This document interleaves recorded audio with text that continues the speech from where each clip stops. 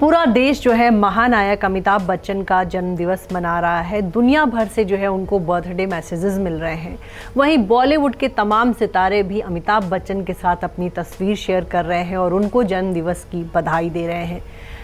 बच्चन के बंगले जलसा में भी जो है आज जश्न है, क्योंकि उनकी बेटी बहू सभी को जो है उनके घर जो है जमा होते हुए देखा गया है और फैंस जो है वो कल रात से ही वहां जुटे हुए हैं। देर रात अमिताभ बच्चन बाहर आकर भी उन्होंने अपने फैंस को ग्रीट भी किया, धन्यवाद कहा कि इतनी देर रात को लोग उनको जन्मदिन की बधाई देने पहुंचे। अमिताभ बच्चन के जन्मदिवस पर हम आपको एक ऐसी कहानी सुनाएंगे जिसके बारे में आपको पहले से नहीं पता होगा। बिग बी जो है, ऐसा माना जाता है कि उनको बहुत कम गुस्सा आता है। अपने बच्चों को भी वो कभी डांटते मारते नहीं थे। उनके मुकाबले जया बच्चन जो है वो अपने बच्चों पे हाथ बहुत जल्दी चला देती थी, उनको डांट देती थी। बिग बी बस यही सज़ा देते थे अपने बच्चों को कि वो जो है कोने में जाके खड़े हो जाएं। अमिताभ बच्चन को बहुत कम बार जो है गुस्सा होते हुए देखा गया है, लेकिन एक बार जो है एक पत्रकार के सामने ही वो जया बच्चन पर जो है बरस पड़े थे। हुआ यूं था कि 1992 की बात है, तब वो अपने प्रतीक्षा वाले बंगले में रहते थे और वहाँ एक पत्रकार उनका इंटरव्यू लेने पहुँचा था। उसने तो पहले उनसे फिल्मों पे सवाल किए, फिर धीरे धीरे उनके निजी रिश्तों की बात शुरू हो गई। पहले पत्रकार ने पूछा कि आपके जो है बहुत सारी एक्ट्रेसेस के साथ जो है अफेयर की खबरें आई, क्या शादी के बाद आपका किसी से एक्स्ट्रा मैरिटल अफेयर रहा? तब अमिताभ बच्चन ने कहा नहीं, कभी भी ऐसा नहीं रहा, वो सब बस मेरे को स्टार्स रहे। उसके बाद उनसे पूछा गया कि आपका परवीन बाबी से नाम जुड़ा, तो उन्होंने कहा हाँ, मैंने भी ऐसी कहानियां पढ़ी, लेकिन ये तमाम बातें जो हैं गलत हैं, कभी भी मेरा परवीन बाबी से कोई रिश्ता नहीं रहा। फिर इसके बाद जो है उनसे रेखा पे सवाल पूछा गया कि रेखा के साथ आपके क्या रिश्ते हैं। उसके बाद अमिताभ बच्चन ने वहां पर कहा कि ये सब गलत बातें हैं, मेरा कभी भी उनसे फिल्मों के अलावा जो है कोई और अलग से रिश्ता नहीं रहा। लेकिन इस एक सवाल ने जो है उस दिन अमिताभ बच्चन का जो है पारा हाई कर दिया। भले ही उन्होंने अपने गुस्से का इजहार नहीं किया, लेकिन अंदर ही अंदर वो बहुत नाराज थे। इसके बाद जो है वो पत्रकार उनके साथ लंच के लिए पहुंचा, जहां अमिताभ बच्चन और जया जो है उनको खाना खिला रहे थे। उसी दौरान जया बच्चन ने अमिताभ से कहा कि क्या मैं आपको चावल दे दूं? कहा जाता है कि जया बच्चन भी उस दौरान जो है बहुत नाराज थी और उस पत्रकार ने जो है जया बच्चन से भी पूछा था कि आपको जब अमिताभ बच्चन के बारे में ऐसी खबरें आती हैं तो आपका क्या रिएक्शन होता है। पत्रकार ने ये भी पूछा कि आप अमिताभ पर भरोसा करती हैं नहीं? तब उन्होंने कहा कि ऐसी बातें जो हैं एक सुपरस्टार के बारे में छपती रहती हैं, मुझे ऐसी खबरों से कोई असर नहीं पड़ता मुझ पर, और मैं जो है अपने पति पर बहुत भरोसा करती हूँ। वहाँ तो उन्होंने बहुत ही सहज होकर जवाब दे दिया था, लेकिन डाइनिंग टेबल पर कहीं ना कहीं जया बच्चन जो है उनका मूड बिगड़ा हुआ था। वहीं अमिताभ बच्चन को भी गुस्सा आया हुआ था। तब अमिताभ बच्चन से जया ने पूछा क्या आप चावल लेंगे? तब अमिताभ अचानक से बिफर पड़े। उन्होंने कहा कि आपको पता है मैं चावल नहीं खाता, मैं सिर्फ रोटी खाता हूँ, फिर आप मुझसे ऐसे कैसे पूछ रही हैं?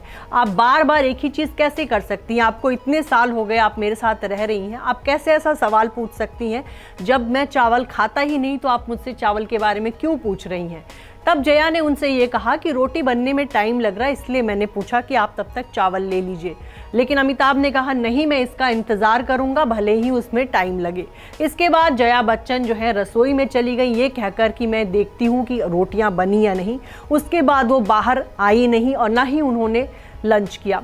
तो ये जो किस्सा है ये 1992 का है। आपको बता दें कि अमिताभ बच्चन ने हमेशा ही रेखा के साथ जो भी उनका नाम उछाला गया तो उन्होंने कहा कि ये बस मीडिया की कहानी है, मेरा कभी भी रेखा के साथ कोई निजी रिश्ता नहीं रहा। फिल्मों के सेट पर और फिल्मी पार्टियों में बस उनसे मुलाकात हुई, अलग से मैं उनसे कभी नहीं मिला। और ये किस्से कौन बनाता है मुझे नहीं पता, और ना ही मैं मीडिया वालों से कह सकता हूँ कि आप ऐसी कहानियाँ मेरे बारे में मत लिखो। तो अमिताभ बच्चन के और जया बच्चन के बीच जो है हमेशा से कह सकते हैं कि 1975 के बाद से जो है रेखा का नाम अमिताभ के साथ जुड़ने लगा था। फिल्म दो अनजाने के सेट पर दोनों की मुलाकात हुई थी। पहली बार रेखा को उनके साथ काम करने का मौका मिला था और उससे पहले जो है रेखा ने उनकी फिल्म दीवार देखी थी और वो देखकर जो है वो उनकी फ़ैन हो गई थी। कहा जाता है कि रेखा की तरफ से जो है पहले कोशिश हुई कि वो अमिताभ के करीब आए। धीरे धीरे जो है अमिताभ को जो है रेखा का सेट पे लेट आना पसंद नहीं था, उन्होंने अपनी इस आदत को सुधारा। अपनी एक्टिंग स्किल सुधारी और धीरे धीरे जो है अमिताभ बच्चन भी कहा जाता है कि उनकी तरफ आकर्षित होने लगे।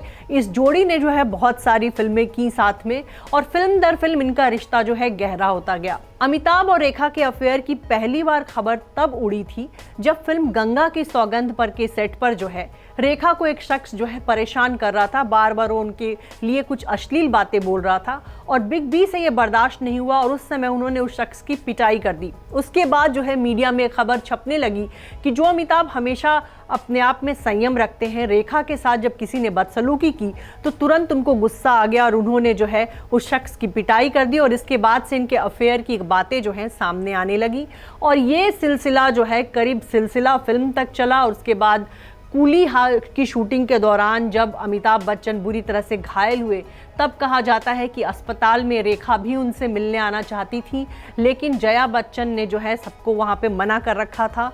और कहीं ना कहीं उस दौरान ये बातें भी कही गई कि रेखा के साथ नज़दीकी संबंध की वजह से अमिताभ के ऊपर ये संकट आया है। तो तमाम तरह की बातें जो है उस दौरान मीडिया में छप रही थी, लेकिन अमिताभ बच्चन हमेशा ही इस मामले में चुप्पी साधी रखे।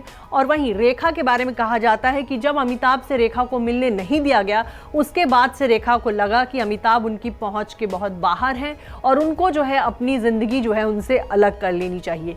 किस्सा है, क्या है, सच क्या है, कोई नहीं जानता, लेकिन ये तमाम बातें जो मैंने आपके साथ यहाँ शेयर की वो जो है जो मैगजीन्स में छपी थी या जो भी बातें सामने आई थी उसके आधार पर किया। एक बार फिर से हम महानायक अमिताभ बच्चन को जो है उनके जन्मदिन पर ढेरों शुभकामनाएं देते हैं और ये भी कहेंगे कि आज भी लाइन वहीं से लगती है जहाँ बिग बी खड़े होते हैं।